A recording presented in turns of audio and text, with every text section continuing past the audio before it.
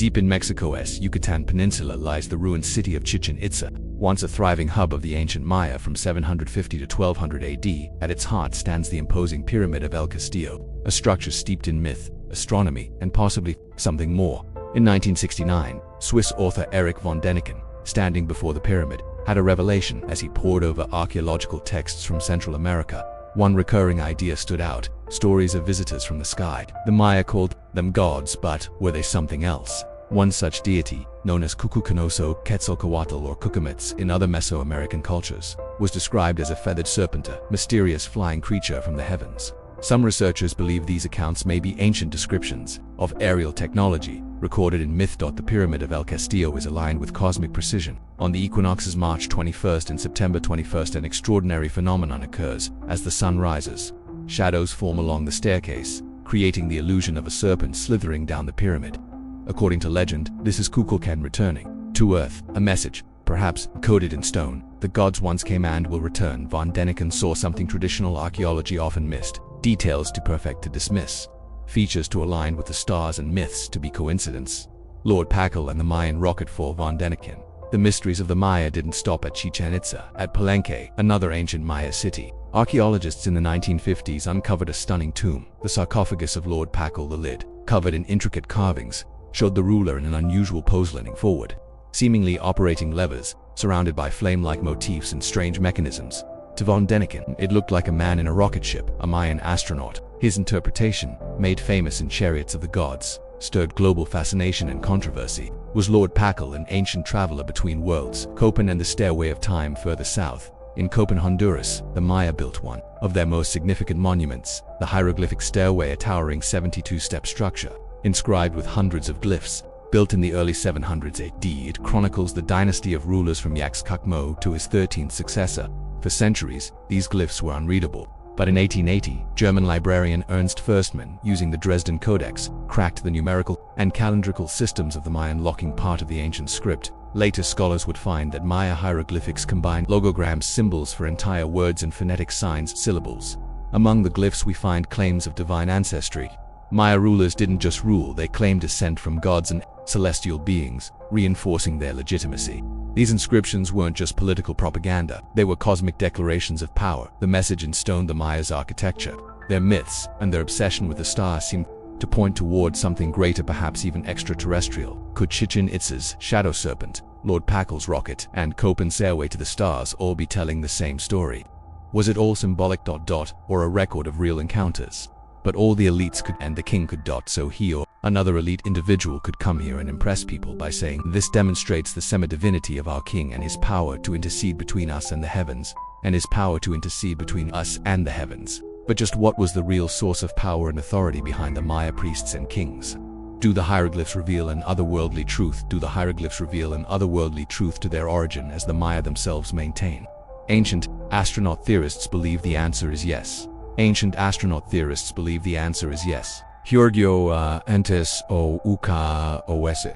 What we have to think about today and the origin is nothing else but that the initial cabal of priests, they were all in contact with extraterrestrials. We're all in contact with extraterrestrials, and that's why they were revered.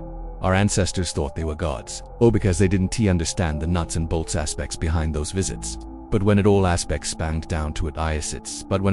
down to it, it was all a huge misunderstanding. It was all a huge misunderstanding and a way to keep the common people in place. Mexico, the Yucatan Peninsula. For over 2,000 years, rain-drenched jungles and fertile plains served as the home of one of the ancient world's greatest civilizations.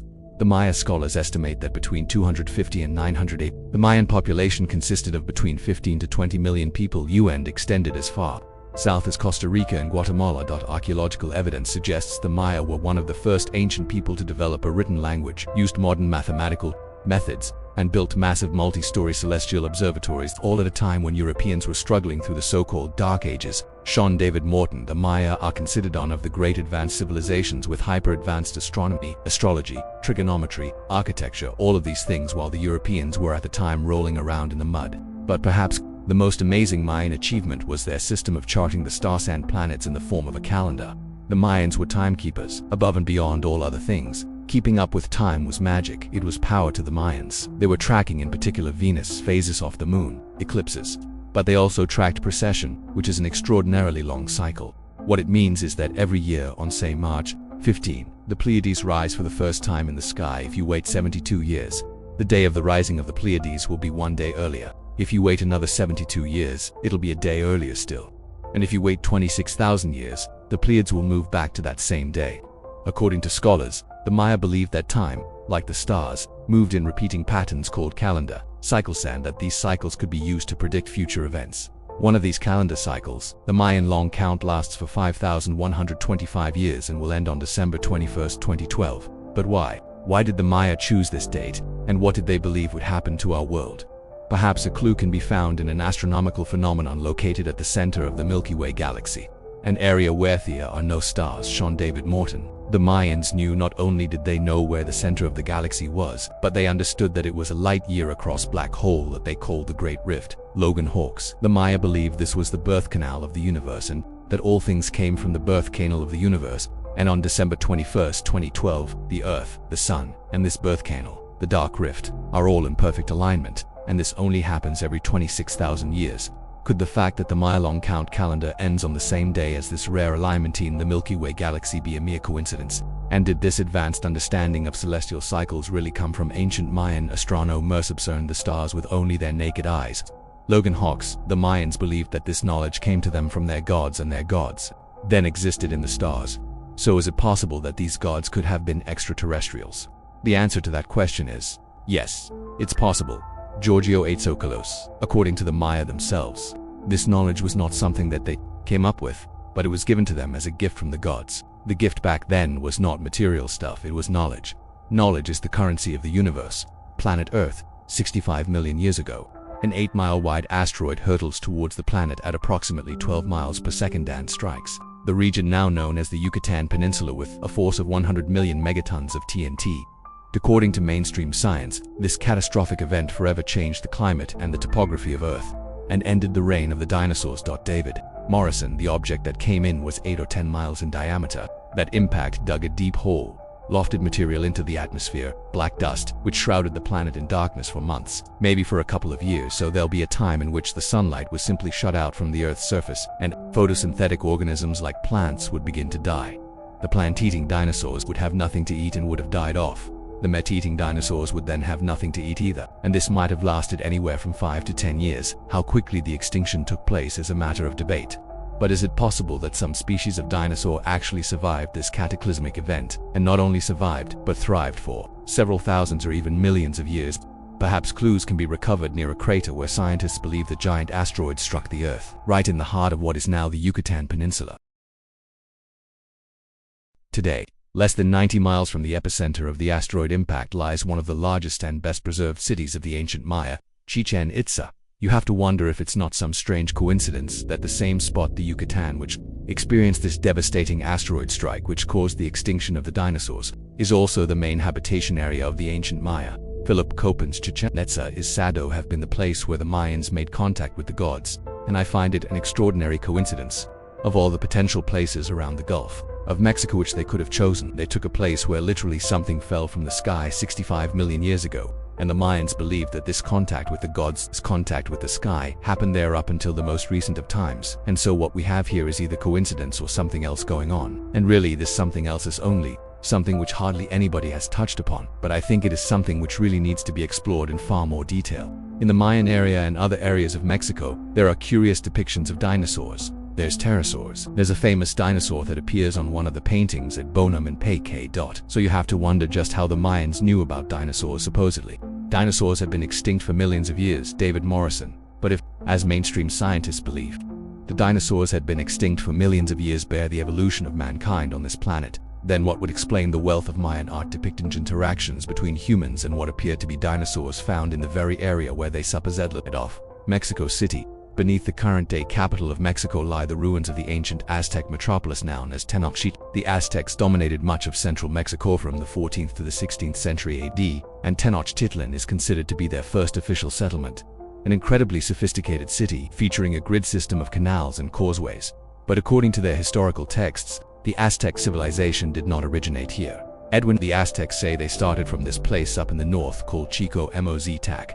It was a cave, and inside that cave it had 7 different caverns, and there were said to be 7 different tribes, mysterious music, and the Aztecs say they were part of the 7 tribes that came from the 7 chambers of While Chicomatic was once thought to be a mythological place, some scholars believe archaeological evidence suggests that it really did exist and is located at the site of the ancient pyramid complex known today as Teotihuacan. Edwin, the place of 7 caves. We think maybe that has actually been located archaeologically at the site of the main temple of Teotihuacan called the Pyramid of the Sun, which sits just north of the Valley of Mexico.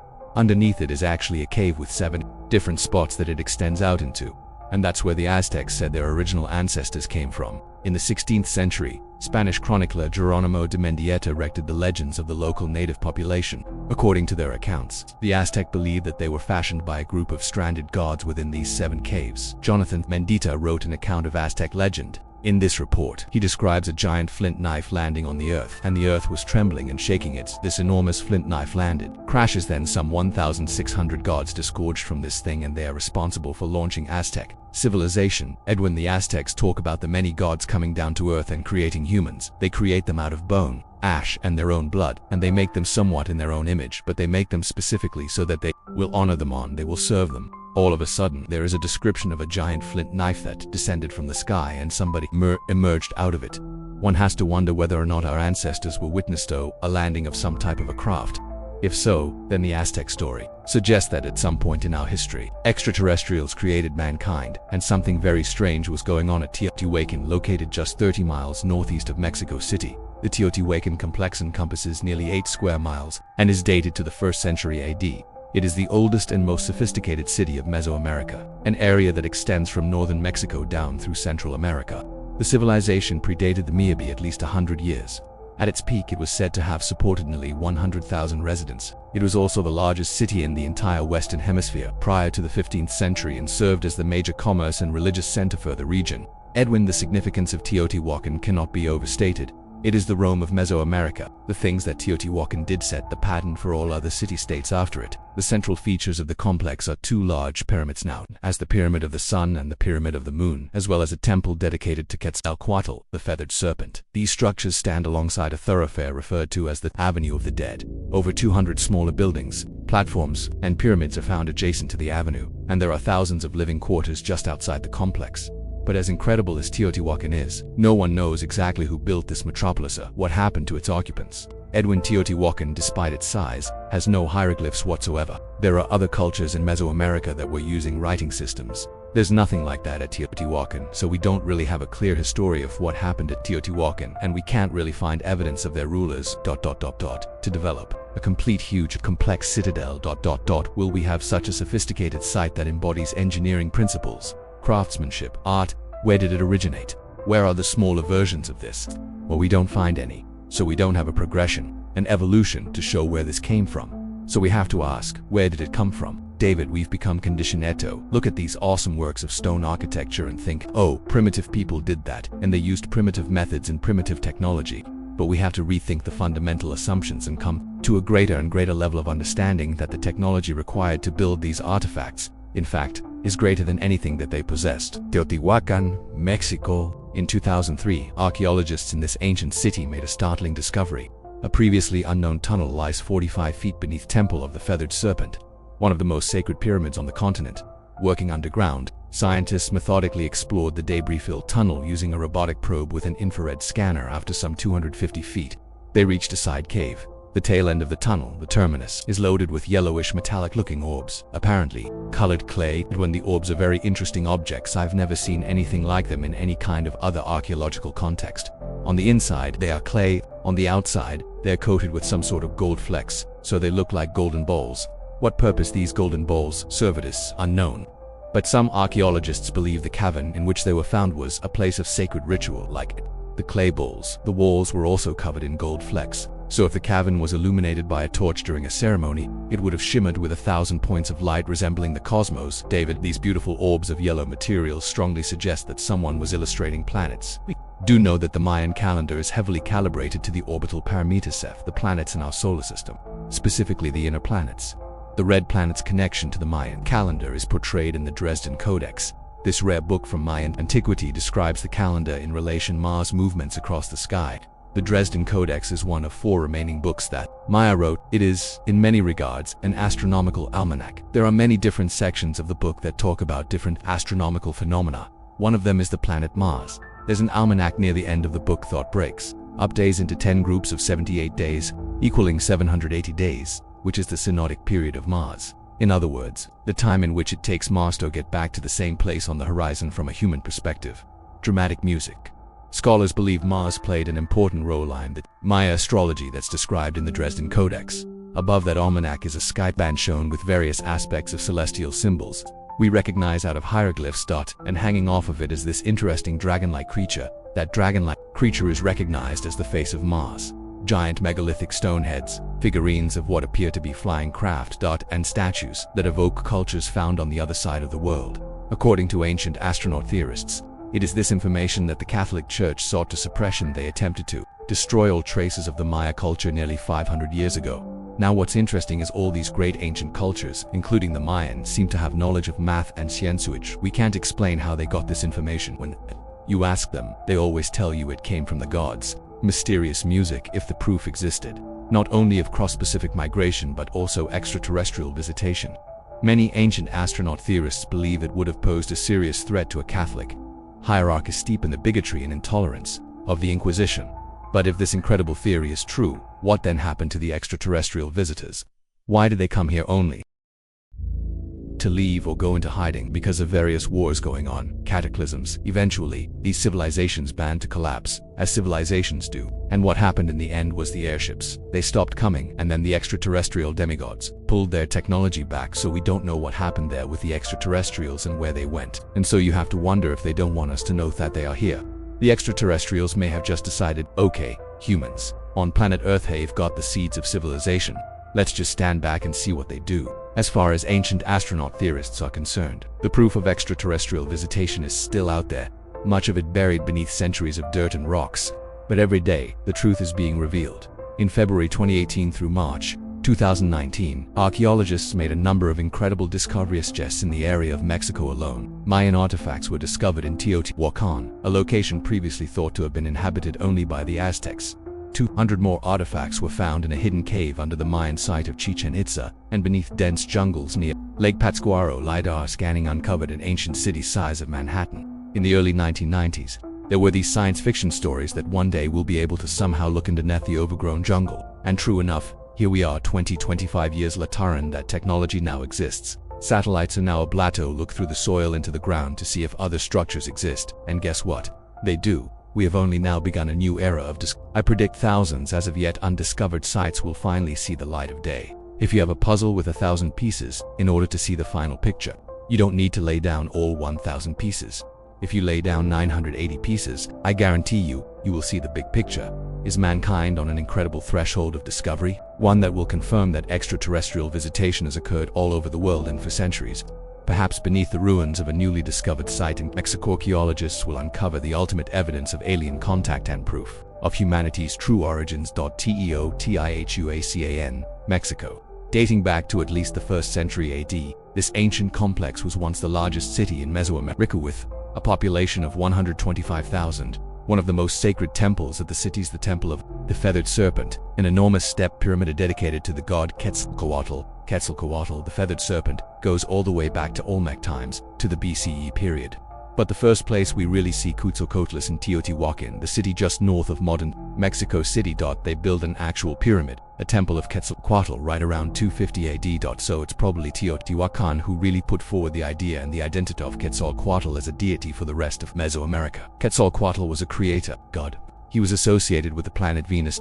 He brought the rain, he brought water, he brought civilization, he brought the arts. This was the creator divinity for the Aztec culture. He was a flying serpent, he was a dragon. Quetzalcoatl brought peace, harmony and high wisdom, and a very high level of intelligence and teaching to of this particular land. He was often depicted as a human being as well. He arrived on a raft of serpents and settled on these lands. Quetzalcoatl also shows up in the post-classic Maya city of Chichen Itza, but they gave him a Maya name. They call him Kukulkan, which is basically the holy feathered serpent in Maya. The ancient Mayan city of Chichen Itza lies roughly 900 miles east of Teotihuacan, and at its center stands another massive step pyramid, this one dedicated to the Mayan version of the flying serpent Kukulkan in Chichen Itza. There we have the Pyramid of Kuk, and every year on the 23rd of March, you see when the sun is going up, some lights and shadows, like triangles climbing down the stairway, exactly the stairway where his head is on. And on the 21st of September, you see the opposite. Kuk disappears, and it's only made by the light and shadow of the natural sun. So still today the message is clear. God Kukulkan has descended to the humans. He teach them for a certain period, and then he disappeared again. So right there we have living mythology and a structure that shows this deity descending from the sky in stone. William, you wonder if perhaps a craft landed here and this light shadow effect of a serpent making its way, descending down the staircase and then emerging through a serpent head, is a recollection of that original event. Is it possible that the Pyramid of Kuk was not built to honor a mythical dragon god but to commemorate the arrival of an extraterrestrial spacecraft? Ancient astronaut theorists say yes, and suggest this isn't the only dragon-themed structure that marks a location of alien contact. Euboea, Greece. The landscape of this small Greek island is spotted with 25 mysterious megalithic structures called dragon houses. The main dragon house is at the very top of one of the tallest mountains on the island called Mount Oki. Mount Oki comes from the word ... which means to descend and to drive. And so this is interesting because, according to legend, the reason why the dragon house exists at the top of Mount Oki is because Zeus allegedly descended from the heavens on top of that mountain. According to local legend, these stone structures were built by a giant dragon to venerate the god Zeus. In ancient Greece, the word dragon was not only used to describe a flying monster, but also gods and other figures that had human-like form, but possessed superhuman powers. Now, when you put all this together, this sounds like the dragon house is a meeting place of heaven and earth. In UFO vernacular, that would be a landing spot. In my opinion, the dragon was the craft out of which, then, the creator people or the teachers emerged, or ancestors. Basically, they saw a crew coming out of an airplane. According to ancient astronaut theorists, some of the structures themselves serve as evidence that this was a place of extraterrestrial contact. The Dragon House on top of Mount Oki contains megalithic blocks weighing up to 10 tons and sits at an elevation of almost 5,000 feet. Archaeologists have a hard time explaining where it was even built there, because we are talking of this giant megalithic structure with a ceiling that contains blocks that are up to 10 feet long, 2 feet thick, at an altitude of 5,000 feet. How was that done? In my opinion, this was an extraterrestrial visitation where Zeus may have descended in his craft and built a day camp. Could the stone structures found in Greece and Mesoamerica mark the locations where otherworldly beings landed on Earth and ultimately returned to the stars? Thanks for watching.